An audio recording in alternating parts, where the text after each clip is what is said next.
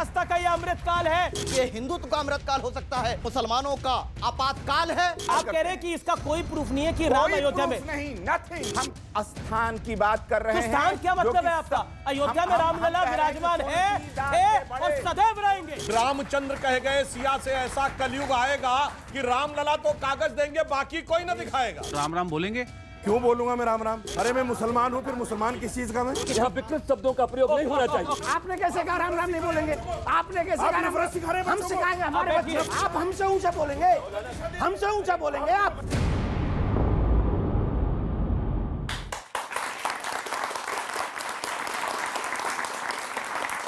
नमस्कार व्यूअर्स, मैं हूं अमीश देवगन। क्या मोदी सरकार के दौर में सनातन अपने स्वर्णिम युग की तरफ आगे बढ़ चुका है?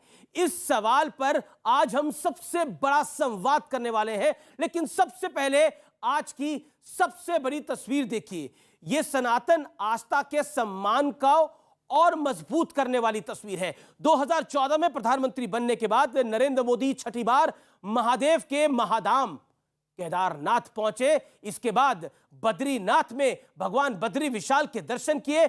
लेकिन मुद्दा सिर्फ प्रधानमंत्री मोदी की यात्रा का नहीं है। काशी से लेकर केदारनाथ तक, उज्जैन से लेकर सोमनाथ तक, बद्रीनाथ से लेकर अयोध्या तक मोदी सरकार के दौर में सनातन आस्था का हर केंद्र पहले से ज्यादा दिव्य और भव्य होता जा रहा है। लेकिन इस रंग में कांग्रेस के बड़े नेता शिवराज पाटिल ने भंग डालने की पूरी कोशिश की। शिवराज पाटिल ने भगवान श्री कृष्ण के गीता ज्ञान की तुलना जिहाद से कर डाली। भगवा आतंकवाद की थ्योरी के बाद शायद सनातन आस्था पर सबसे बड़ा कुठाराघात माना जाएगा। सवाल है कि सनातन आस्था की चमक से कौन इस समय परेशान है? सवाल यह भी है कि वाकई नरेंद्र मोदी सरकार का कार्यकाल सनातन आस्था का अमृतकाल साबित हो रहा है। आज इसी मुद्दे पर जनता के बीच होगा, मेहमानों के बीच होगा सबसे बड़ा संवाद। जय बद्री विशाल, जय बाबा केदार।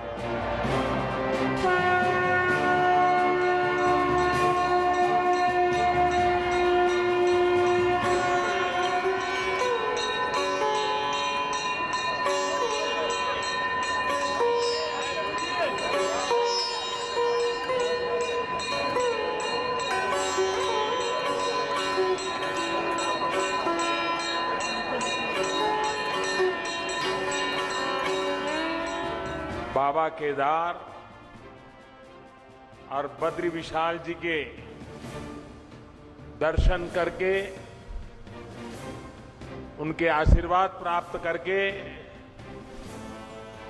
जीवन धन्य हो गया, मन प्रसन्न हो गया।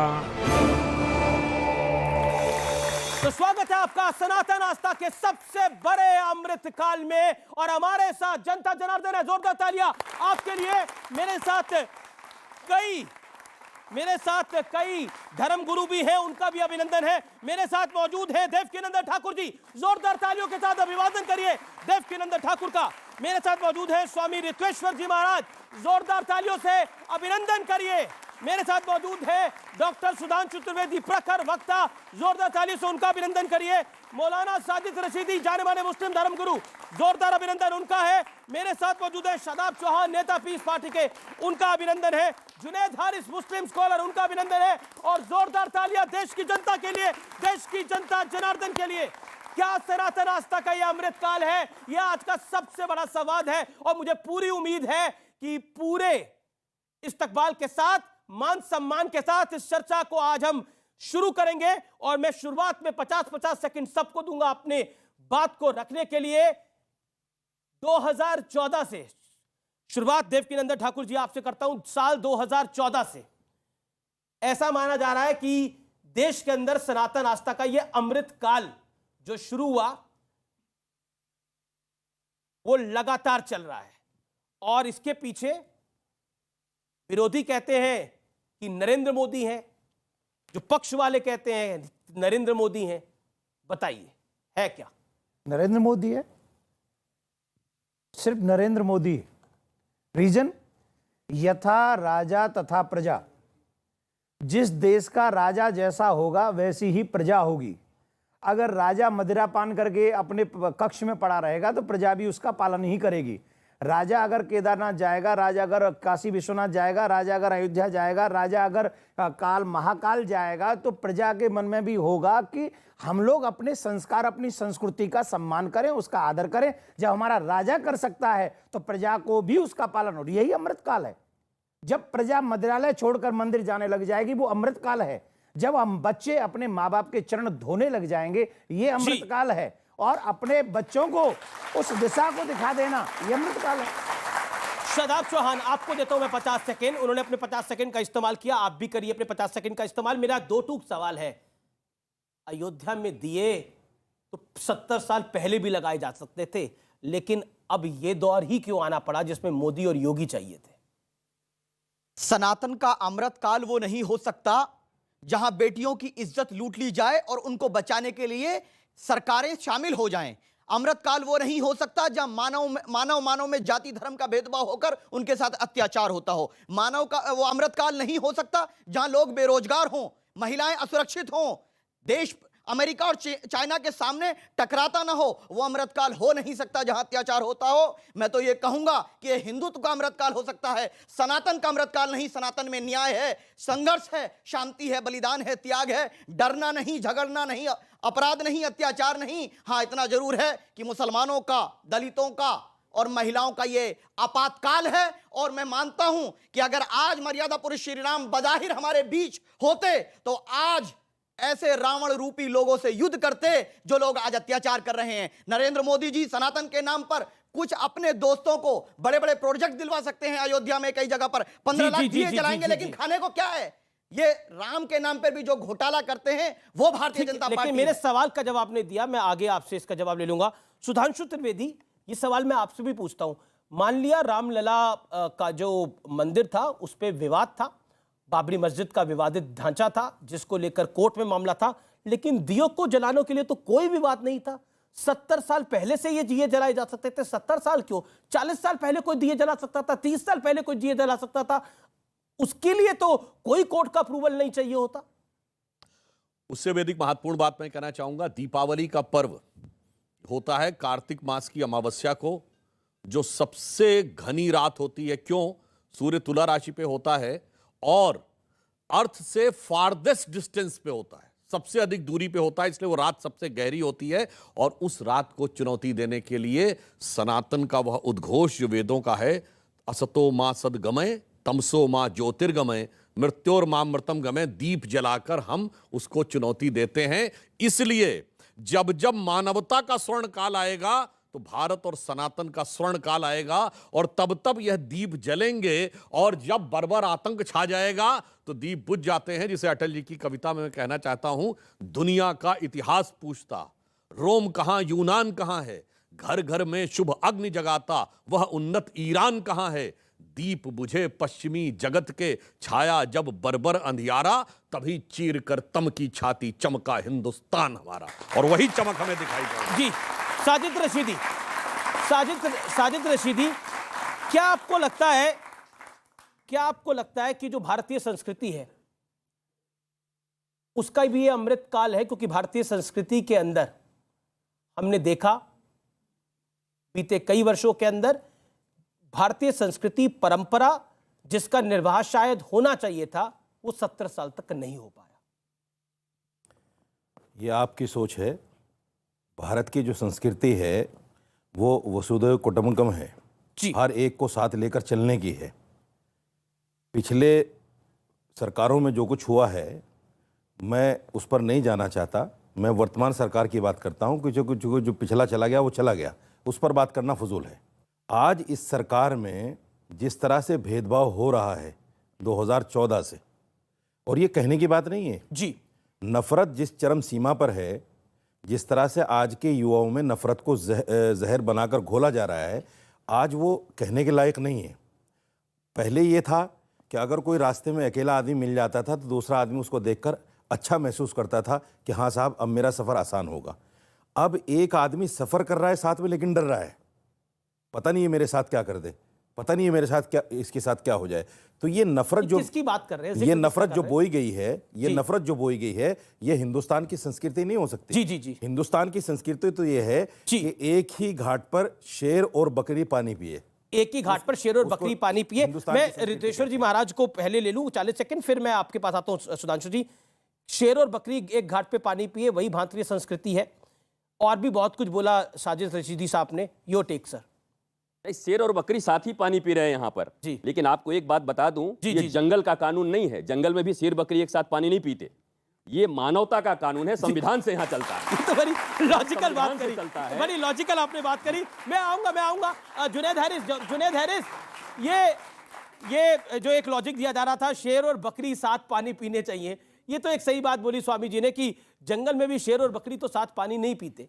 लेकिन एक बात बताइए, ये देश सनातन आस्था से चलता है, ये देश में सनातन आस्था केंद्र में है, तो इस देश की अगर सनातन आस्था का अमृतकाल होगा तो देश का भी अमृतकाल है। ये तो देखिए 50 सेकंड।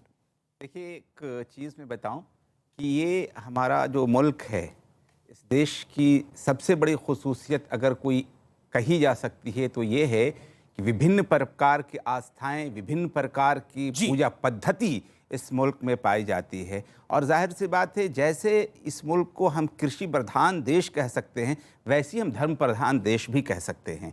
अब जब ये धर्म प्रधान देश है तो सनातन में जो विश्वास रखते हैं, ये उनके लिए भी आप कह सकते हैं कि बहुत अच्छी बात है। उसके अकॉर्डिंग ये मुल्क राष्ट्रीयता और मानवता की ओर आगे बढ़े और उसका ख्याल रखे, और जो दूसरी आस्थाएं हैं उनके लिए भी बिल्कुल ऐसे ही है। तो ये तो अपने अपने समझ की बात है। हमें अपने भीतर महसूस करना चाहिए कि हमारी आस्था के अनुसार हम राष्ट्रीयता और मानवता के नाम दे क्या रहे हैं। जी, जी। अगर हम शांति दे रहे हैं, जी, जी। बहुत अच्छी बात, और अगर नहीं दे पा रहे हैं तो बहुत अफसोस की बात है। आपने 8 सेकंड ऊपर लिए। सुधांशु त्रिवेदी रिप्लाई। शेर और बकरी पे मैं एक बात कहना चाहूंगा कि बहुत बड़े पत्रकार हैं मार्क टेली, बीबीसी के, लोगों ने नाम सुना होगा। 26 साल भारत में रहे। उन्होंने 2019 में लिखा है कि उन्होंने 26 साल दिल्ली के निजामुद्दीन एरिया में गुजारे, जहां पर एक तरफ हजरत निजामुद्दीन औलिया की दरगाह थी और उसके सामने तबलीगी जमात का ऑफिस। और ये मार्क टोली का कहना है, दुनिया का कोई दूसरा देश होता तो दोनों एक साथ नहीं रह सकते थे। 26 साल में बड़े से बड़े मुस्लिम देश में एक तबका दूसरे को खत्म ही कर देता, परंतु ये भारत है, उसके लिए उन्होंने शब्द प्रयोग किया, जहां के मुस्लिम लकीएस्ट हैं, यानी सर्वाधिक भाग्यशाली हैं, क्योंकि वो अपने मजहब में जैसे चाहें वैसे इबादत कर सकते हैं। यह है कि शेर और बकरी साथ रहते थे। रशीदी साहब,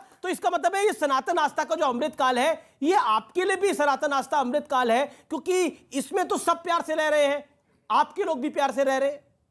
एक चीज तो मैं आपको तो तारीफ करनी चाहिए नरेंद्र मोदी की। आपकी बात का एक पहले जवाब दे दूं। आपने पहले इनसे प्रश्न पूछा है कि ये आस्था से चलता है देश, सनातन आस्था से चलता है। ये सनातन आस्था से नहीं चलता, ये संविधान से चलता है। बिल्कुल संविधान से चलता है। ये आपने, लेकिन सर, मैंने बोला सनातन आस्था इस देश की केंद्र है। आप सुन सनातन आस्था इस देश का केंद्र है। नहीं, केंद्र भी नहीं है, संविधान है इसका केंद्र। उसको भी फिर करेक्ट कर लीजिए आप। जी जी, आप अपनी बात करें। कोई इसको कह नहीं मैं भी सकता करेक्ट करूंगा, एक ही साथ करता हूं सब कुछ करेक्ट। दूसरी बात, करिए। जैसे काफी अभी हिस्टोरिकल गलतियां करेक्ट होती जा रही हैं अभी। सुनिए, इसको दिल पर मत लीजिए। ना, मैं बिल्कुल दिल पे जो नहीं ले बात रहा। है उसको करेक्ट दिल पे लेता तो कैसे खड़ा होता सर?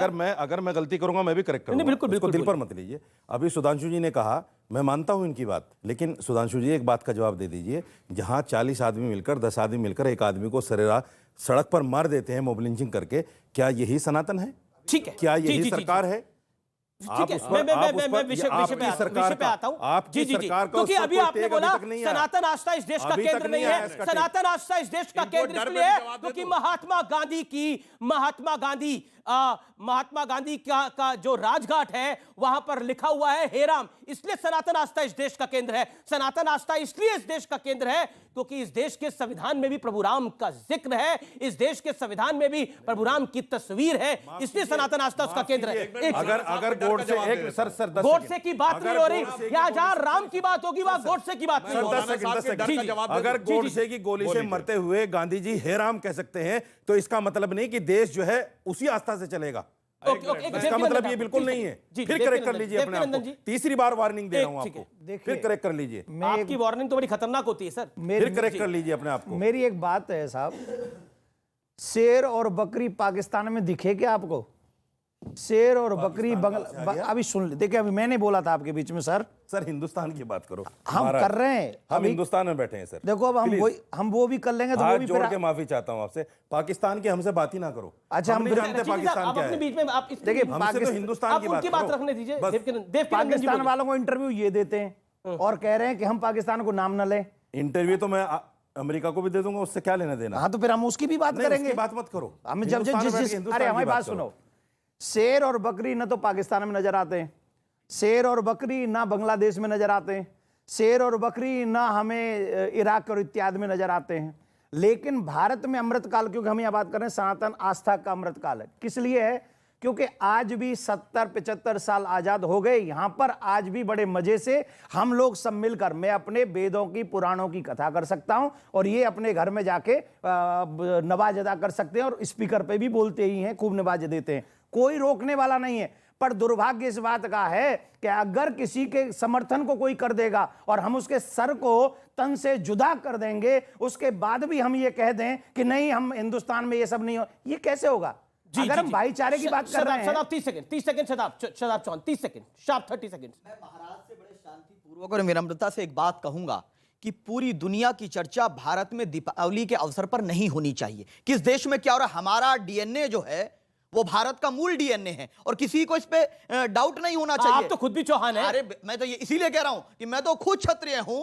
पर मुसलमानों में क्षत्रिय नहीं होते, मतलब मेरी जानकारी नहीं है, होते तो मुसलमान होने पे भी गर्व है, मुझे क्षत्रिय होने पे भी गर्व है। इसमें कोई ये कॉम्बिनेशन confusion मैं वाली समझ बात नहीं पा रहा। और ओके, ओके। 10 सेकंड और दे दीजिए जी, बस मुझे। 15 सेकंड। मैं सिर्फ इस बात को कह रहा हूं कि किसी ने भी उस नारे का, किलिंग का समर्थन नहीं किया, लेकिन जो महिलाओं की इज्जत लूटने वाले लोग हैं उनको बचाने के लिए सुधांशु जी बताएं कि केंद्र सरकार ने ठीक है, आपने अपने विषय को रखा, क्यों बचाया? आपने अपने विषय को रखा। 40 देखिए, सेकंड पहले तो मैं शेर और बकरी पे एक और चीज मुझे याद आ गई। देखिए, संसद भवन के ऊपर जो भारत के राजकीय चिन्ह के शेर थे, उसको लेके लोग कोर्ट गए थे। तो शेर ज्यादा आक्रामक नजर आ रहे हैं, इनको शेर बकरी जैसे चाहिए थे। मगर अफसोस ये है, हाँ हुआ था, अब कंट्रोवर्सी। आप सुनिए, जब शेर बकरी जैसे थे तो मैं मौलाना साहब कह रहे हैं कि साहब चलते हुए डर लगता था। चलते हुए तब डर नहीं लगता था जब चलती ट्रेन में धमाका होता था, चलती बस में धमाका होता था, रेलवे स्टेशन पे लिखा रहता था छूना नहीं बम फट जाएगा। जिस जमाने में वहां लिखा रहता था बम फट जाएगा देश के हर कोने में। मगर बैठा हुआ आदमी डर अब सुनिए, लगता है। जब से बकरी वाले शेर अब शेर हो गए हैं तो वो धमाके होने बंद हो गए हैं कि नहीं, इसीलिए सब शांति से मिलके रह रहे हैं, सब शांति से होकर रह रहे हैं। अब दूसरी, हाँ बिल्कुल, जो आपने बात बोली तो मैं ये भी कहना चाहता हूं, पहले भी कई बार कह चुका हूं, जिस जमाने में दौर था जब भाजपा का दौर नहीं था, तो कौन से इलाके में धमाके नहीं होते थे? गुवाहाटी, हैदराबाद, बेंगलोर, चेन्नई, नागपुर, मुंबई, दिल्ली, जयपुर, लखनऊ, वाराणसी, चंडीगढ़, कहां नहीं होता था? आज सिर्फ दक्षिण कश्मीर के 3 जिलों तक रह गया है और चिंता मत करिए, सफाई धुलाई होते होते वहां तक मालेगांव की आरोपी आपकी सांसद है। मालेगांव की आरोपी रशीदी साहब 30 सेकंड, रशीदी साहब 30 सेकंड, फिर उसके बाद जुनैद हारिस और सुधांशु जी, स्वामी जी। जी जी जी बोलिए, सुधांशु 30 जी, सेकंड, फिर मैं ऑडियंस के पास मुझे ये तो सवाल पता तैयार है कि रखिए। मेरी बात पे तालियां तो नहीं बजेंगी, लेकिन एक बात अरे का जवाब- ताली बजा दो भाई लेकिन इनके एक लिए, बात का जवाब दे दीजिए। ताली बजा दो इनके लिए, ताली बजा दी अभी आपके लिए। नहीं, अब बोलिए, मैं अब ताली- बोलिए, अब बोलिए, बोलिए, बोलिए। मैं ताली चाहता भी नहीं। नाराजगी क्यों? मैं ताली चाहता भी नहीं, मैं सिर्फ आपसे अदब के साथ ये कहना चाहता हूं। आप कह रहे हैं ब्लास्ट होते थे, ठीक है, अच्छी बात है, मुझे भी पता कि होते थे, और बहुत सारे, मैं तो ये कहता हूं कि जितने फसाद कांग्रेस के टाइम में हुए, अब तक इतने फसाद नहीं हुए, लेकिन उससे भी बड़ा जो दर्द है उसको आप ना बोलना चाहते और ना उसका निवारण करना चाहते। ठीक है। वो बड़ा दर्द क्या है? मैं कि बताता एक हूं। आदमी को रास्ते पर चलकर मॉब लिंचिंग कर दी जाती है। एक सेकंड, मार लेकिन दिया लेकिन जाता है। व्यूअर्स उसको कैसे एक रोकेंगे आप? सेकंड सर, व्यूअर्स, उसको कैसे क्योंकि रोकेंगे दर्द आप? की बात हुई, एक बहुत वायरल वीडियो है, एक बहुत जाने माने सिंगर है और वो भजन गायक है कन्हैया मित्तल, उनका बड़ा वायरल वीडियो है। मुझे लगा कि इस मंच के ऊपर उस वीडियो को आज दिखाना आवश्यक है और उसको जरूर आप लोग ध्यान से सुनिए। और मैं व्यूअर्स आपको भी बोल रहा हूं, जो व्यूअर्स उस समय बैठे हुए हैं, उस तरफ बैठे हुए हैं, वो अपने टेलीविजन का ऑडियो बढ़ा लें, जो मोबाइल पे सुन रहे हैं वो अपने मोबाइल का ऑडियो बढ़ा लें, मेरा निवेदन है, और जरूर सुने इस 40 सेकंड की क्लिप को। इस 40 सेकंड की क्लिप में बहुत बड़ी बात की जा रही है, एक भावना व्यक्त की जा रही है जो बहुत बहुत महत्वपूर्ण है। और मैं यहां पर जो लोग बैठे हुए हैं, मेरा उनसे निवेदन है कि इस ऑडियो को, इस वीडियो को ध्यान से देखें, मेरा आपसे भी निवेदन है, 40 सेकंड के लिए सिर्फ। नाम लिया जाएगा, यह कोई राजनीति नहीं है, ना कभी थी ना होगी। मैं कोई 10 साल से नरेंद्र मोदी का नाम नहीं ले रहा, मैं सिर्फ 2.5 साल से नाम ले रहा हूं, क्योंकि 2.5 साल पहले ही मेरे राम मंदिर का फैसला कोई लेकर आया है। समझना पड़ेगा इस बात को। 500 साल तक राम तंबू में थे, किसी का दिल नहीं दुखा। वो सीता भी रोज राम को पूछती होगी कि राम, देश हमारा है, अयोध्या हमारी है, मगर हमारा महल कहां है? हमारा महल कहां है? सीता कहती होगी कि राम, त्रेता में तो हनुमान था, उसने हमारा राज्याभिषेक करवा दिया। क्या इस कलयुग में कोई आएगा जो हमारा राज्याभिषेक कराएगा? तब राम कहते होंगे, सीता चिंता मत कर, गुजरात से नरेंद्र मोदी आ रहा है जो हमारा करा करेगा। ये जो बाइट है, ये जो स्टेटमेंट है स्वामी जी, ये बहुत कुछ बताती है।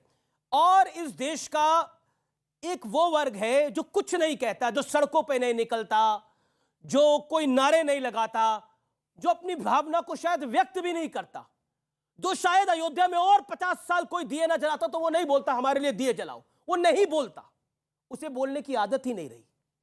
लेकिन शायद अब उसको पता लगने लगा है कि हमारी देश की संस्कृति कहां रचती और बसती है। अमीश जी, अभी मैंने सुना और बड़े भावुक तरीके से बात कही गई। हम जानते भी हैं कि भारत में अयोध्या के लिए, राम मंदिर के लिए जितने वर्ष तक इंतजार करने पड़े, मुझे नहीं लगता कि चाहे वेटिकन हो या काबा वहाँ पर हो या उनके धर्म स्थान हो, कभी वहाँ के लिए कोई इतने लंबे समय तक कोई भी समुदाय इंतजार कर सकता है। भारतीय सनातन परंपरा और भारत की हिंदू प्रजाति हम सब हैं, मैं इनको भी मानता हूँ। और अगर ये बात करेंगे तो साबित करूँगा कि कैसे हमारा हिंदुत्व जीवन पद्धति है। हिंदू मुसलमान की बात नहीं, वो धर्म की बात नहीं है, बात है हिंदुत्व जीवन पद्धति की। राम मंदिर लेने के लिए यहाँ की जनता, यहाँ के लोग कितने प्यारे हैं, इंतजार करते रहे। आपने कहा सड़कों पर कभी नहीं उतरते, वो कभी नहीं उतरते, लेकिन वास्तव में एक व्यक्ति ऐसे आते हैं गुजरात से, जिन्होंने भारत में भारतीयता, राष्ट्रीयता और सनातन संस्कृति का पुनर्उद्भव किया है, और इसके लिए पूरा राष्ट्र इस महापुरुष के साथ सदा खड़ा रहेगा। आने वाले समय में नरेंद्र मोदी के साथ। जी जी जी, 10 सेकंड। देखिए, अभी आज आपके मन से एक और बात उठा दूं। राम मंदिर के लिए इजाजत मिल गई, कोर्ट ने कह दिया। काशी के लिए भी चल ही रहा है, मथुरा अभी भी बाकी है, और अभी भी बकरी घुर्रा रही है। किसकी तरफ? शेर की तरफ। किस लिए? बोले तुम्हें राम मंदिर मिल गया है, लेकिन अभी मथुरा की बात मत करना, अभी काशी की बात मत करना। यह है अमृतकाल। आज भी सनातनी प्रतीक्षा कर रहा है, इंतजार कर रहा है कि हम कोर्ट में जाएंगे और कोर्ट से ही अपने राम कृष्ण को लेके आएंगे। ये बात तो ओके। हैरिस साहब कुछ करा करे। हैरिस साहब 40 सेकंड, देन सुधांशु जी। आप तालियां चाहे जितनी बजवा लें और बजा लें, ये बड़े शर्म की बात है कि इस मुल्क का धर्म गुरु, धर्म नेता किसी को बकरी कहे और खुद को शेर समझे। फिलहाल आर पार में वक्त हो चला है छोटे से ब्रेक का, लेकिन ब्रेक के बाद भी ये बड़ी चर्चा जारी है। आप देखते रहिए न्यूज 18 पर ये सबसे बड़ा कार्यक्रम, जिसमें हम बात कर रहे हैं सनातन आस्था का क्या है, ये अमृतकाल है। सबसे बड़ा संवाद ब्रेक के बाद भी जारी है। व्यूअर्स, आप देख रहे हैं न्यूज 18 पर हमारा ये सबसे बड़ा कार्यक्रम जनता जनार्दन के बीच से। एक ऋषि जी साहब, मेरा पॉइंट है, इस देश के अंदर तो हम जानते हैं कि चाहे वो ईद का मौका हो या फिर उससे पहले का वक्त हो, हमने देखा है सेलिब्रेशंस होती हैं और बहुत अच्छी बातें होनी चाहिए। लेकिन ऐसा क्यों होता था कि रोजा इफ्तार तो होता था लेकिन दिए नहीं जलाए जाते थे? ऐसा क्यों होता था? सरकारी खर्चे। आप मुझे बताइए, आजादी के बाद में देश का कोई प्रधानमंत्री मुसलमान रहा है? राष्ट्रपति रहा है? प्रधानमंत्री की रहा है? राष्ट्रपति की नहीं चलती, यहाँ प्रधानमंत्री की चलती है। कोई प्रधानमंत्री मुसलमान नहीं रहा, सारे हिंदू रहे। अगर वो अयोध्या नहीं गए, अगर वो केदारनाथ नहीं गए, तो इसमें मेरी क्या गलती? साजिद रशीदी, बिल्कुल आपकी गलती नहीं है। कौन आपकी गलती कह रहा है? बार बार यूं क्यों कह रहे हैं कि आपकी गलती किसने 70 बोली? सालों में कोई नहीं गया, अब जा रहा है। भाई ये आस्था है, जिसको जाना है जाए, जिसको जाना ना जाए। दूसरी बात, अब देश के संसाधनों पर पहला हक मुसलमानों का है। ये बात डॉक्टर मनमोहन सिंह ने बोली। डॉक्टर मनमोहन सिंह ने बोली, वो मुसलमान नहीं थे, वो तो सिख थे। वो तो सिख थे पर बोली उन्होंने। भाई साहब, आपको कौन दोष डाल रहा है? आपको कौन दोष डाल रहा है? आपको आदत हो गई है, आपको आदत हो गई है। उन्होंने कहा था कि देश के संसाधनों पर माइनॉरिटीज का हक है। उन्होंने बोला था मुसलमानों का हक है। झूठ। पहला बिल्कुल ना ना, ये आपका गलत दिखाइए है। कहाँ है? उन्होंने बोला था दिखाइए मुसलमानों का कहाँ हक है। सुधांशु त्रिवेदी, अभी चेक करिए, आप अभी चेक करिए, तुरंत चेक 50 और करिए। 12 लिखा आपसे था, उम्मीद उसके नहीं है। ऊपर सर, आपसे ऊपर उम्मीद नहीं है। मुकदमा कर दीजिए। आपसे उम्मीद नहीं है। अरे जनाब, आप चेक झूठ करिए, के साथ उन्होंने नहीं हो मुस्लिमों सकते। का बोला। आप अच्छा झूठ अच्छा, के साथ चलिए, नहीं हो सकते। जब उन्होंने अखबारों ने कहा था छापा तो minorities का- प्रधानमंत्री उन्हें बोला था ने मुसलमानों का किया। हक है। इसलिए कहा था उन्होंने, और कहा भी इसलिए था चूंकि माइनॉरिटी देश के अंदर किन हालात से, आप सच्चर कमेटी की रिपोर्ट पढ़ लीजिए। जब आप कह रहे हैं कि बिल्कुल, मुसलमान सच्चर कमेटी की मैंने रिपोर्ट पढ़ी है, उस पर डिस्कशन भी कई सारे करी है, लेकिन आज सच्चर कमेटी की रिपोर्ट पर चर्चा नहीं है और सनातन आस्था के काल पर चर्चा है। लेकिन मैं आपको बताना चाहता हूं, इस देश के अंदर लोग रोजा रखते नहीं थे, लेकिन रोजा इफ्तार की पार्टी करते थे। यानी आप व्रत नहीं रखते लेकिन उसका उद्यापन कर देते हैं। ये कितना इंटरेस्टिंग है। लेकिन वो सब कुछ सेकुलर बात था। लेकिन अगर अयोध्या में दिए जलाए जाते हैं तो कहा जाता है कि ये फिजूल खर्ची है शासन के पैसों की। अगर कांवड़ यात्रियों पर गुलाब की पखुड़ियां बरसाई जाती हैं तो फिजूल खर्ची कहा जाता है। और जब काशी विश्वनाथ का कॉरिडोर बनता है तो वहां हिंदू को भी फायदा होता है, वहां मुसलमान को भी फायदा होता है, क्योंकि वहां पर इतना टूरिस्ट जाता है, वहां पर रोजगार बढ़ता है। जी, इसका सीधा संदर्भ इकोनॉमी से है। अगर कश्मीर में अब टूरिस्ट कम जाते हैं तो वहां के बाशिंदों को उसका नुकसान होता है। इट इज अ स्पेसिफिक, आप कह सकते हैं it is a basic economic common sense. Okay, Devkinandan Thakur ji 30 second, then Shadab Chauhan. Amir ji, वो अमृतकाल सनातन का नहीं हो सकता जहां 5 लाख से ज्यादा कश्मीरी पंडितों को मार के भगा दिया गया हो, मार दिया हो, उनकी बहन बेटियों की इज्जत लूट ली गई हो, और उस समय देश में तथाकथित कुछ धर्माचार्य नहीं बोले हों, पॉलिटिशियन नहीं बोले हों। पहली बात। दूसरी बात, आज जब हमारा प्रधानमंत्री, आप कह रहे थे वो प्रधानमंत्री हिंदू रहे, वो हिंदू नहीं रहे, उनकी मेंटलिटी हिंदू नहीं रही होगी, क्योंकि उनको केदारनाथ जाने में डर लगता था, उन्हें मथुरा जाने में डर लगता था, उन्हें किसी भी तीर्थ में जाने में डर लगता था। मुझे गर्व है कि आज मेरा प्रधानमंत्री ऐसा है जो टोपी नहीं पहनता लेकिन रिस्पेक्ट करता है सबकी। लेकिन वो लोगों को धिक्कार है जो हिंदू होकर भी टोपी पहनकर सिर्फ इसलिए चले जाते हैं कि मुझे वोट चाहिए, मुझे ऐसा नेता नहीं चाहिए, मुझे ऐसा शासक नहीं चाहिए। शदाब चौहान, स्वामी जी ने कहा कि हमारे, आप भी तो क्षत्रिय थे, आप भी तो क्या हो गए? मैं उसी पे आ रहा हूं। स्वामी जी ने तीस कहा सेकंड कि, सवाल तैयार रखिए। स्वामी जी ने कहा कि हमारी जीवन पद्धति हिंदुत्व है, ऐसा सुप्रीम कोर्ट ने कहा। सुप्रीम कोर्ट ने हिंदू शब्द का प्रयोग किया था। और रही बात यह है कि हिंदुत्व और सनातन का कोई मेल नहीं है। हिंदू और हिंदुत्व एक है। नहीं। अच्छा, फल और उसका रस अलग हो नहीं, सकता है? उसका बताइए, जवाब दे रहा हूं। सूर्य और उसकी रोशनी अलग हो सकती है क्या? नहीं हो सकती। वजह बता रहा हूं। जल और उसकी शीतलता अलग हो सकती है? नहीं हो सकती। चलिए, हिंदू और हिंदुत्व एक है। मैंने बड़े बड़े धर्माचार्यों से बात करी, स्वामी अवधेशानंद गिरी जी से बात करी, हिंदू हिंदुत्व के ऊपर मैं अब इससे बेहतर कोई पैनल नहीं हो सकता हिंदू हिंदुत्व की बात करने के लिए। ये राहुल गांधी ने एक थ्योरी रची। राहुल गांधी से पहले मैंने आपको उस दिन भी कहा था कि जब हमने राहुल गांधी आपको फॉलो कर रहे हैं। बिल्कुल, जवाब पूरा सुन लीजिए। बहुत बढ़िया। स्वामी जी ने और आप सब लोग एक चीज कहने का प्रयास कर रहे हैं कि आस्था देश आइडिया ऑफ इंडिया से चलेगा, आस्था से नहीं चलेगा। आइडिया ऑफ इंडिया इज संविधान में अगर श्री राम की फोटो है तो संविधान में टीपू सुल्तान की फोटो है, टीपू सुल्तान की फोटो है। और मेरी आस्था ये है, आप आइडिया ऑफ इंडिया पर डिस्कशन करते हैं, ठीक है ना भाई? आइडिया ऑफ इंडिया पर, अच्छा ठीक है, Sudhanshu Trivedi, idea of India, idea of India, संविधान 30 सेकंड। संविधान सेकुलर इसलिए है क्योंकि इस देश की आस्था सनातन है। मेरा क्वेश्चन ये था सर से कि जैसे सर ने बोला कि मानवता से बड़ा कोई धर्म नहीं होता, तो हमारा धर्म ही हमें मानवता नहीं सिखाता क्या? ओके, बड़े अच्छा पॉइंट है कि हमारा धर्म हमें मानवता नहीं सिखाता क्या? जैसे मौलाना जी ने अभी बात की थी भय की और मॉब लिंचिंग की, मैं अयोध्यावासी अभी की बात करूंगा, ना ही पुरानी करूंगा, ना ही आगे की करूंगा। हमारी खुद की दुर्गा पूजा में मुसलमान हमारी अपने त्यौहार में निकालने के लिए दुर्गा पूजा में दुर्गा माँ की झांकी निकलती है, उसमें हमारी क्या कहते हैं कम्युनिटी को मार दिया जाता है। और वहीं जहाँ पे लिखा गया है, इट इज़ रिटन इन 1508 में जो गिराई गई थी बाबर मस्जिद, इट इज़ रिटन कि वो मंदिर तोड़ के बनाई गई है, उसे तोड़ने पर भी हमारी मौत होती है, हमारा त्यौहार सेलिब्रेट करने पे भी हमारी ही मौत होती है, तो इसमें मॉब लिंचिंग किसकी होती है? जी जी जी,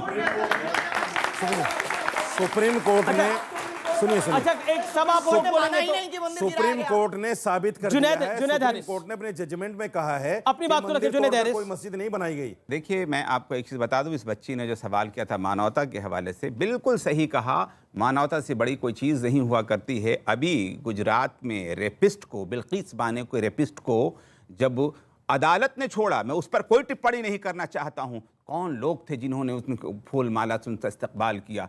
मैं ये कह रहा हूं कि कश्मीर से कश्मीरी पंडितों को भगाने वाले भी मुजरिम और गुजरात के ये भी मुजरिम। मैं साथ हूं उन लोगों के जो लोग अपना घर छोड़ करके यहां पर है। मैं मुस्लिम नेताओं के साथ जाकर के बात करने को तैयार हूं, जिन मुसलमानों ने कश्मीरियों को हटा रखा है। मानवता की मैं ये बात कर रहा हूं, चाहे हिंदू हो मुसलमान हो, सबके साथ समान बर्ताव किया जाए। देखिए नहीं हो रहा है, आपके यहाँ ये नहीं है, इसको मान लीजिए। आज मैं बता देता हूं। क्या कह रहे हैं आप? आपके यहाँ नहीं है, हमारे यहाँ नहीं है। हिंदू और मुसलमान में समान बात। आज मैं बात कैसे नहीं है भाई? सुनिए मैं बताता हूं। कैसे नहीं है भाई? चाह रहा हूं मैं बताता हूं। ये कंट्रोवर्शियल है, ये कंट्रोवर्शियल है। नहीं कैसे नहीं है? रुके रुके, अब जवाब, इसका जवाब अब मुंह में आपने हाथ डाला, जवाब आएगा, इसका जवाब आएगा। देखिए मेरी बात सुनिए। पहले इस बच्ची ने ये कहा कि मानवता धर्म, मेरे सनातन धर्म से ज्यादा अच्छा मानवता कोई नहीं सिखा सकता, ये याद रख लीजिए। सर्वे भवन्तु सुखिनः, सर्वे सन्तु निरामया।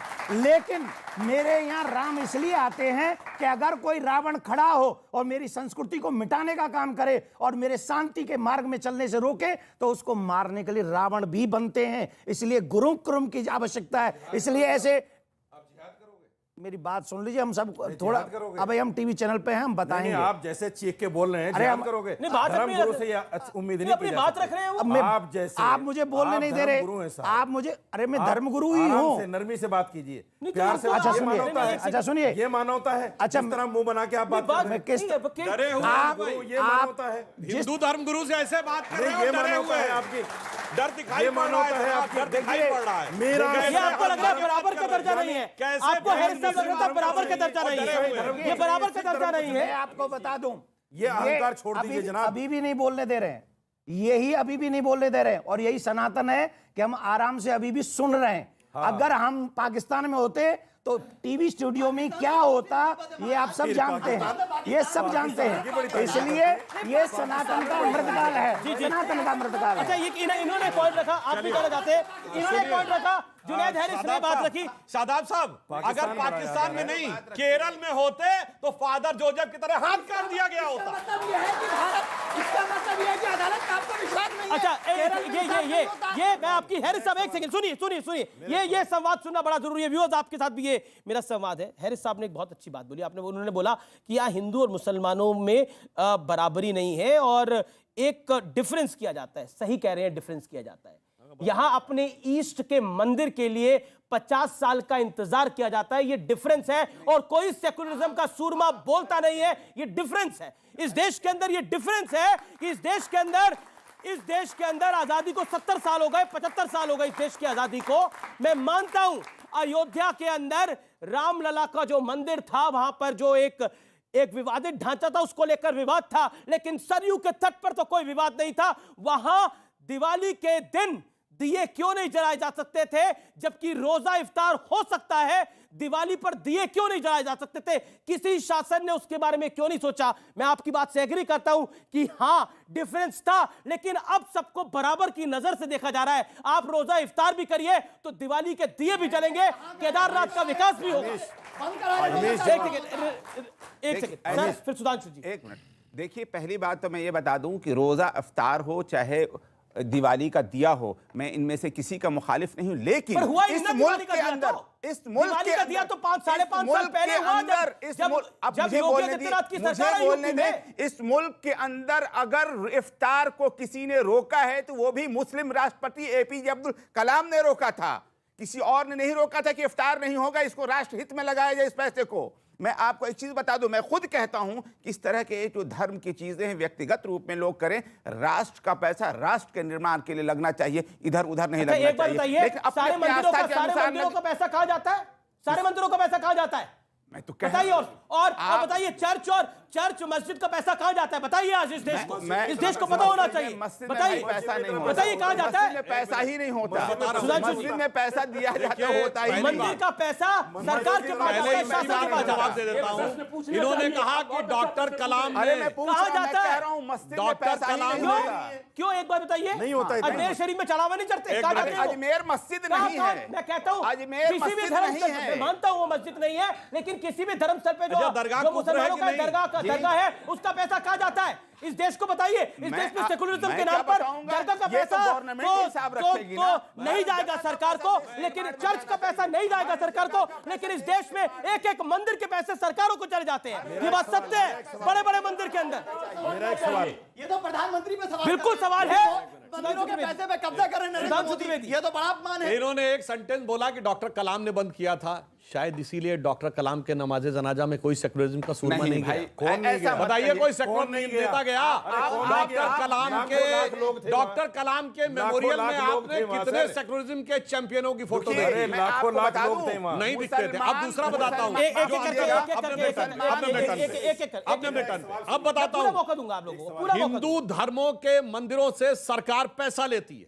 उत्तर प्रदेश सरकार में बाकायदा धर्मार्थ कार्य विभाग है जो पैसा लेता है, और जो मंदिरों से लिए पैसे से अगर मंदिर में बनता है तो कहते क्यों बनाया जा रहा है। और सुनिए, मगर टैक्स पेयर के पैसे से हज सब्सिडी दी जाती थी, हज हाउस बनता था तो कोई समस्या नहीं, कब्रिस्तान को 300-300 करोड़ दिए जाते थे तो कोई समस्या नहीं, जबकि आपके इस्लाम के मजहब के हिसाब से तो काफिरों का पैसा था। नहीं भाई सरकार में तो 90% काफिर थे, काफिरों के, इसीलिए वक्फ बोर्ड की ताकत इनके पास थी। और अंतर एक बता देता हूं, सिर्फ एक घटना देश देखिए, एक मिनट पूरी बात बता दूं सर पूरी बात कर लूं, केवल हम सब का देश कितना बराबरी का था बता देता हूं।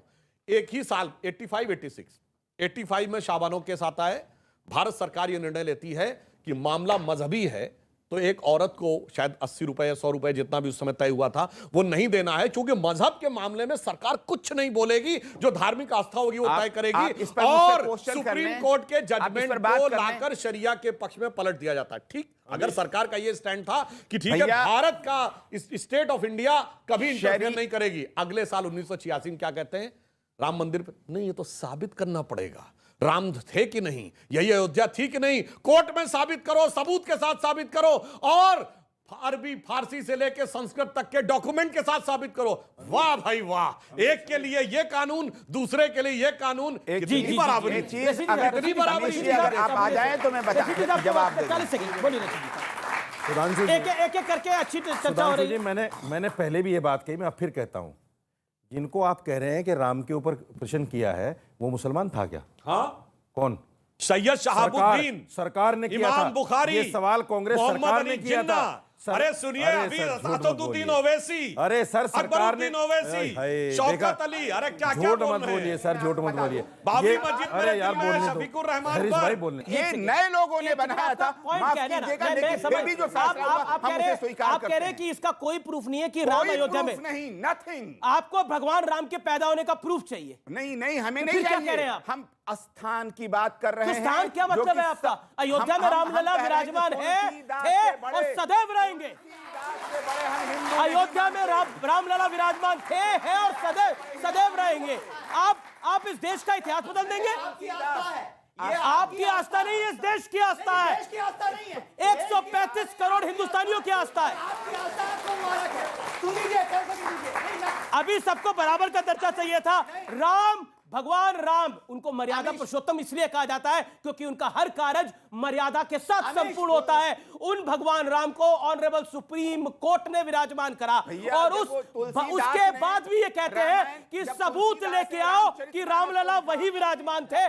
कैसे साबित करोगे देवकी नंदन जी? मंदिरों का पैसा, अभी हम महाराष्ट्र में, मुंबई में नहीं, राम क्यों, पहले प्रभु राम क्यों? एक सेकंड मेरी बात सुन लो आप। मंदिरों का पैसा जब से आजादी हुई है इस हमारे देश की, तब से उसका दुरुपयोग ही किया गया सरकार के द्वारा। हम चाहते हैं कि उस पैसे से गुरुकुलम बने और भारत की संस्कृति, जो बच्ची पूछ रही थी, वो आगे बढ़े। पहली बात। दूसरी बात सुनिए, एक और बात, एक ताली नहीं, एक सेकंड। जब ईद आती है तो ये हमसे सुनना चाहते हैं ईद मुबारक, पर जब दीपावली आती है तब हमसे कोई राम राम करने नहीं आता। अगर बराबरी का मामला चाहते हो आपसे, अरे सुनिए, अब देखो बोलने नहीं देगा। राम के ऊपर मेरा मानना है गंभीर डिबेट में इस प्रकार के बातों को कहने से बचना चाहिए जो जुनैद हारिस साहब बोल दिए। अगर मैं आपसे पूछूं कि आपका भी जन्म जिस कमरे में हुआ था, कागजी दस्तावेज छोड़ दें तो क्या सबूत है कि वहां हुआ था? बताइए, सबूत बताइए ना, सिर्फ कागज पे ही तो आपका लिखा है नाम ना। का मांग रहे हैं, वो आपका मांग रहे हैं भैया। नहीं नहीं, मैं सबूत और नहीं सुनिए, मांग रहा हूं। मजेदार बात मैं- सुनिए। अब सुनिए, अब एक आपका पूरी सवाल- बात कर लो। देखिए साहब, मजेदार बात जानते क्या है? जो कहते थे कि भगवान राम जहां पे विराजमान है उस आधार पे नहीं माना जाएगा, सबूत, कागज, 500 साल पुराने कागज चाहिए। और वही सीएनआरसी में कहते थे हम जहां विराजमान है मांग लो, कागज नहीं दिखाएंगे। तो मुझे यह याद आता है कि रामचंद्र कह गए सिया से ऐसा कलयुग आएगा कि रामलला तो कागज देंगे, बाकी कोई ना दिखाएगा। आप सुनिए, आपको मैं बता दूं। जी जी, ये बताइए, साजिद रशीदी, हैरिस साहब, साजिद अब रशीदी, मुझसे अन्याय होगा, उन्होंने वो सवाल काफी किया देर ना। साथ खड़ा कर रहे हैं वो। सवाल तो मुझसे किया ओके, उन्होंने। ओके। मेरा एक सवाल है, जी, राम मंदिर को छोड़ दीजिए क्योंकि राम मंदिर पे डिबेट भी नहीं है आज। मेरा एक सवाल दोनों धर्मगुरुओं से है। जी, बिल्किस बानो के जो मुजरिम रिहा हुए हैं, उनको जो फूलमाला हुई है रेपिस्ट को, क्या आप उसको जायज मानते हैं धर्म के एतबार से? मैंने उसको कंडेम किया है टीवी चैनल पर, आपने शायद सुना नहीं है। चाहे वो बिल्किस बानो हो, चाहे बबीता हो, चाहे सविता हो, चाहिए कि नहीं? चाहे वो कोई भी हो, उनको आपने सजा सुना होनी होगा। चाहिए कि नहीं? उसका कौन समर्थन कर सकता है? आप सुनिए, नहीं करता। एक सेकंड, 10 सेकंड सुना। अब मैं जवाब देना चाहता हूं। अच्छा, एक साहब बताइए। मैं जवाब दे रहा हूं, सुनिए, मैं जवाब दे रहा हूं। सेठ साहब के सेठ जवाब देंगे। नहीं सुनिए, मैं जवाब दे रहा हूं। सरकार से नहीं, मैं जवाब दे रहा हूं। अरे अभी सुनिए ना, अभी धर्म दीजिए, आने दीजिए। अरे सुधांशु जवाब दे रहे हैं। सुधांशु शेर साहब बोलेंगे, ये जो बुला रहे थे बैठे हुए, ये बोलेंगे। बिल्किस बानो के साथ जिन लोगों ने बलात्कार किया वो 14 साल की सजा काट के बाहर आए हैं। मगर आने के बाद पूरी बात सुनिए, एक मिनट, पूरी बात होने दीजिए, पूरी बात होने दीजिए। अरे भाई पूरी बात सुनिए, सुनिए, बात तो पूरी बात सुनिए। आपने सवाल पूछा, अरे भाई बात तो पूरी होने दीजिए। सवाल तो सुनिए। अरे ये क्या तरीका है भाई? मैं पूछना चाहता हूं, इमराना के साथ भी तो बलात्कार हुआ था और फिर मौलाना ने फतवा दिया था कि वो आज से अपने ससुर ने जिसने बलात्कार किया था, ससुर की पत्नी हो गई और पति की मां हो गई, वो धर्मगुरु था।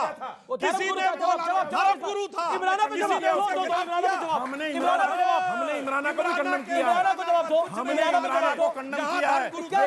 हमने कंडेम किया, कंडेम में भी कर रहे हैं। जी, बड़ा प्रताड़ित, जी, जी, जी, जुल्म नहीं हो सकता कि वो बलात्कारी की पत्नी हो गई। अपने सवाल तैयार रखिए। बिल्कुल बिल्कुल, आखिरी 2 मिनट है। मैं राशिदी जी से पूछना चाहता हूं कि आप दिवाली के शुभ अवसर पे अपने घर में दिया जलाएंगे और राम राम बोलेंगे? नहीं, मैं तो नहीं बोलूंगा भाई, मैं तो नहीं बोलूंगा। क्यों बोलूंगा मैं राम राम? अरे मैं मुसलमान हूं, फिर मुसलमान किस चीज का? मैं आपसे थोड़ा ही कह रहा हूं आप अल्लाह अल्लाह बोलो। कैसी सवाल करते हैं यार आप लोग? मैं एक चीज बताऊं। ये है वो देश, अब ये है वो देश। देखिए, ये पढ़ा रहे हैं आप बच्चों को, ये पढ़ा रहे हैं आप बच्चों को, ये नफरत सिखा रहे हैं आप बच्चों को, ए भैया, ये नफरत सिखा रहे हैं आप बच्चों को। आपके प्रश्न का उत्तर हम दे रहे हैं। सुनिए, जो हमारी दीपावली पे दीप न जलाए, जो हमारी दीपावली पे राम राम कह के हमें बधाई न दे, हम उसकी ईद पे मूद मुबारक करने की कोई जरूरत नहीं है। अपने अपने मनाओ, ये देखिए धर्मगुरु, क्या जरूरत है? ये देखिए धर्मगुरु, इन्हें कहते हैं धर्मगुरु, जो नफरत सिखा रहे हैं बच्चों को। शदाब कुछ कह रहे हैं। अरे आपको आखिरी धर्मगुरु शदाब कहना भी गलत है। सुन, नहीं, ये गलत है, ये आप नहीं कह सकते। आपको भी गलत है। आपने कैसे कहा राम राम नहीं बोलेंगे? आपने कैसे कहा? नफरत सिखा रहे हैं हम बच्चों को। सिखाएंगे, हमारे बच्चे नफरत सिखा रहे हम हैं। सिखाएंगे। ऐसे हम धर्मगुरु राम राम सिखाएंगे। शर्म आनी चाहिए। आपको शर्म आनी चाहिए। शर्म आनी चाहिए। आपको शर्म आनी चाहिए। नफरत सिखा रहे हैं बच्चों आप को। सिखा रहे हैं। आपसे ज्यादा कोई नहीं सिखा रहा है। आप सिखा रहे हैं। आप हमसे ऊंचा बोलेंगे, हमसे ऊंचा बोलेंगे। आप सिखाएंगे हमको। आप सिखाएंगे हमको। अरे हमने शर्म आपको शर्म है। आपका शर्म है। तो ये किसी मौलाना के सामने ऐसे बोल रहे हैं। और आप सुनिए बड़े ध्यान से, उन्होंने बेसिक ये बोला। गंभीर चर्चा है। सनातन आस्था का अमृत काल, संस्कृति का अर्थ पहले यहां बैठे लोग जानते हैं। संस्कृति में क्रि शब्द है, करना को बोलते हैं, क्रि शब्द से धारण करते हैं।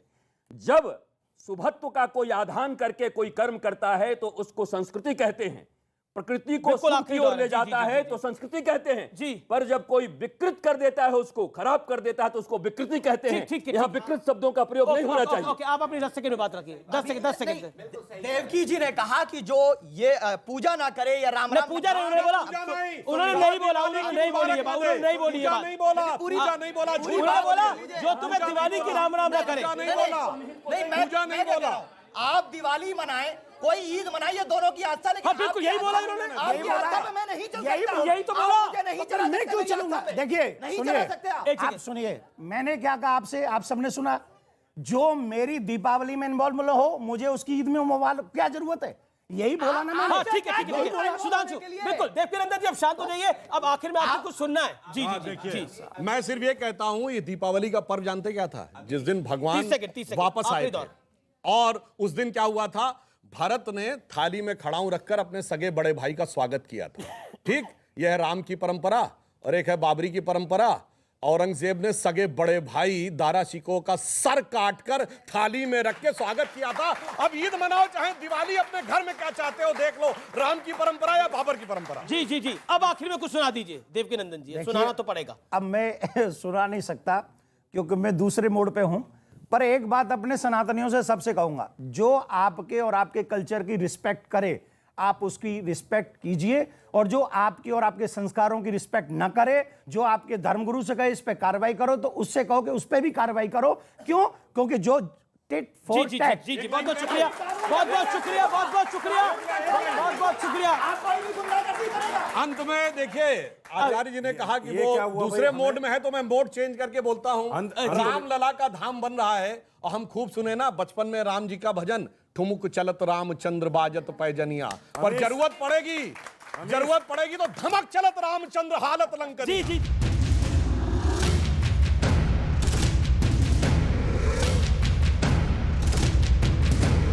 इस समय हमारे साथ एक्सक्लूसिव बातचीत करने के लिए, हमारे साथ इस समय सुपर एक्सक्लूसिव बातचीत करने के लिए देश के पूर्व गृह मंत्री शिवराज पाटिल मौजूद हैं। शिवराज पाटिल साहब के एक बयान ने उन्हें न्यूज मेकर बना दिया है। कल रात से सिर्फ उसी के ऊपर चर्चा हो रही है। शिवराज पाटिल साहब ने एक बयान दिया है जिसमें उन्होंने भगवान कृष्ण के जो उपदेश है जो उन्होंने अर्जुन को दिए थे उसकी तुलना जिहाद से करी है, जैसा बयान सामने आ रहा है। पाटिल साहब, आखिर ऐसा आपने क्यों कहा, किस लिए कहा और किस संदर्भ में कहा?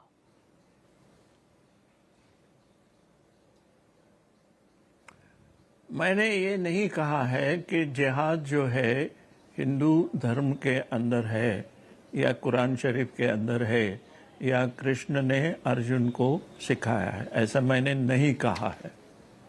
ऐसा आपने नहीं कहा है, लेकिन मैं आपका बयान पढ़, सुनाई दे आपको? जी जी, मेरे को बिल्कुल सुनाई दे रहा है, लेकिन आपका मैं बयान पढ़ रहा हूं तो उसमें आपने कहा है कि इस्लाम धर्म के अंदर जिहाद की बहुत चर्चा है। जिहाद की बात तब आ जाती है जब मन से कोई काम करने के बाद भी दूसरा व्यक्ति नहीं समझता, तब शक्ति के इस्तेमाल की बात कही जाती है। यह सिर्फ कुरान में ही नहीं है, महाभारत में भी है, जो गीता का भाग है उसमें श्री कृष्ण ने भी अर्जुन को जिहाद का ही संदेश दिया था। वे कहते हैं कि बाइबल में भी ऐसा ही जिक्र मिलता है। क्या आपको लगता नहीं है कि वासुदेव कृष्ण ने जो अर्जुन को कहा था वो गीता सार था, और आपने इसकी तुलना जिहाद से करी है? जिस बयान को मैं पढ़ रहा हूं, जो मैंने आपका बयान सार्वजनिक रूप से सुना, मैंने ये कहा है, वहां पर जो मोहसिना जी की किताब थी उसके अंदर ये लिखा है कि हम एक धर्म के हैं, और मगर दूसरे जो सारे धर्म हैं वो भी हमारे हैं, ऐसा हम मानते हैं। अर्जुन, कृष्ण और जिहाद के संदर्भ में आपने क्या कहा था सर? मेरा सवाल ये है। मैं वही बोल रहा हूँ, सारे धर्मों के अंदर ईश्वर की बात कही गई है, ये सारे ब्रह्मांड की बात कही गई है, सत्य की बात कही गई है, जी जी, अच्छाई की बात कही गई है, और शक्ति की भी बात कही है, और वार की भी बात कही गई है। महाभारत जो कि एक धर्म और अधर्म के बीच में लड़ाई थी, उसको आप इक्वेट कर रहे हैं पावर स्ट्रगल के साथ, उसको आप इक्वेट कर रहे हैं वर्ल्ड वॉर 2 के साथ, वर्ल्ड वॉर 1 के साथ। क्या आपको लगता नहीं है ये तो और धर्म की लड़ाई थी? हाँ, धर्म और अधर्म की लड़ाई। वर्ल्ड वॉर के अंदर क्या था? फर्स्ट वर्ल्ड वॉर के अंदर क्या था? Second world war. लड़ाई करनी पड़ती है, और ये करना भी सही हो जाता है, ऐसा एक ग्रंथों में भी लिखा हुआ है। आरोप ये लग रहा है कि आपने वोट बैंक के चलते ये तुष्टीकरण की नीति अपनाई, जिसमें आपने गीता के सार को जिहाद कह दिया। मैंने नहीं कहा है, आप जो बोल रहे हैं तो आपको प्रूव करना पड़ेगा कोर्ट के अंदर। आप अगर उसको लिखेंगे, बताएंगे, तो मैं कोर्ट के अंदर केस करूंगा। नहीं, देखिए, जनता की कोर्ट में आपका बयान है, मैंने कुछ अपने आप से तो मन गढ़ंत कहानी बनाई नहीं है। नहीं, मेरा अगला पॉइंट है, नरेंद्र मोदी कहते हैं कि हमें विकास की भी बात करनी है, हमें अपने देश की संस्कृति की भी बात करनी है, और आप जो देश की संस्कृति है उसको खासतौर पर जो गीता का उपदेश जो दुनिया के लिए बहुत बड़ी सीख है, उसको आपने जिहाद के साथ जोड़ दिया, और इसको इंटरनेशनल फोरम पे भी अगर कोट किया जाएगा तो इससे ये बोल रहे हैं आप। मोदी जी भी सही कर रहे हैं, गीता 500,000 वर्षों के पहले की है, और जो बाइबल है वो 200-2000 वर्षों के पहले की बात है। और ये जो कुरान शरीफ है वो 1400 वर्षों की बात है। श्री कृष्ण ने अर्जुन को गीता का सार दिया था। श्री कृष्ण ने अर्जुन को जीवन का दर्शन दिया था। जिहाद का संदेश कहां दिया था? देश और दुनिया को बताइए। अर्जुन को नहीं तो माफी मांगिए सर। उपयोग करने की बात कही है। हाँ, मैं कह रहा हूं कहां दिया था गीता, कहां अर्जुन को जिहाद का संदेश पड़ेगा अगर कोर्ट के अंदर केस आपके खिलाफ गई तो। आप कोर्ट जा सकते हैं, कोर्ट जाने के लिए आप भी फ्री हैं। अगर मेरे खिलाफ केस गई तो मुझे माफी मांगना पड़ेगा। आपके खिलाफ गई तो आपको माफी मांगना पड़ेगा। आपके वर्ड्स हैं, मैं आपको बता रहा हूं। श्री कृष्णा टॉट, अंग्रेजी में मैं बोल रहा हूं अब, Shri Krishna taught lessons of जिहाद to Arjun in a part of Gita in Mahabharata. Why you use jihad term? That's my basic question, sir. आपने जिहाद शब्द का इस्तेमाल क्यों किया? और इसके लिए ही मैं कोर्ट में केस करूंगा और जिसके खिलाफ केस जाएगा उसको माफी मांगना पड़ेगी। एएनआई के ऊपर बाइट आई हुई है, उनकी न्यूज एजेंसी का कोर्ट है। मैंने ये बोला है कि लड़ाई करना जरूरी है, जिहाद करना जरूरी है, नहीं बोला है। ये आपने बोला है श्री कृष्ण ने अर्जुन को जिहाद ही बताया। Shri Krishna taught lessons of जिहाद to Arjun in part of Gita. वो बराबर है, वो गलत थोड़ा ही है। मगर वो गीता जो श्री कृष्ण ने बताया है, उन्होंने क्या बताया है गीता के अंदर कि तुम्हारी ड्यूटी है लड़ाई करने की भी, मरने की भी और आप लड़ाई और जिहाद को एक बराबर रखते हैं? आप बोल रहे हैं कि धर्म की लड़ाई नहीं थी, मैं बोल रहा हूं कि आप अपने जिहाद वाले बयान पर खेद जताना चाहते हैं। आपके पास एक बड़ा मौका है, बड़ा मंच है। मैं कराना नहीं चाहता हूं। अगर कोर्ट ने बोला कि मुझे माफी मांगना चाहिए तो मैं मांगूंगा, लेकिन सेंटिमेंट बोला हो कि सकता आपने ये गलत हो सकता है कोई कोर्ट ना जाए, हो सकता है कोई कोर्ट ना जाए, लेकिन इससे हिंदुओं के सेंटिमेंट अगर हर्ट हुए हैं तब मेरे जैसा आदमी क्यों नहीं जाएगा? आप कुछ भी बोलेंगे वहां बैठ के। लिए आपका बहुत बहुत शुक्रिया, आपने समय दिया, अपनी बात को रखा, बहुत बहुत शुक्रिया। Thank you so much Shivraj Patil. आप जो करने का है आप कीजिए, मुझे जो करने का है मैं करूंगा। Thank you sir, pleasure having you sir, thank you so much. तो शिवराज पाटिल डिनाई कर रहे हैं कि उन्होंने कुछ ऐसा नहीं कहा। ये आउट ऑफ प्रोपोर्शनेट ये पूरी स्टेटमेंट को ब्लो अप किया जा रहा है।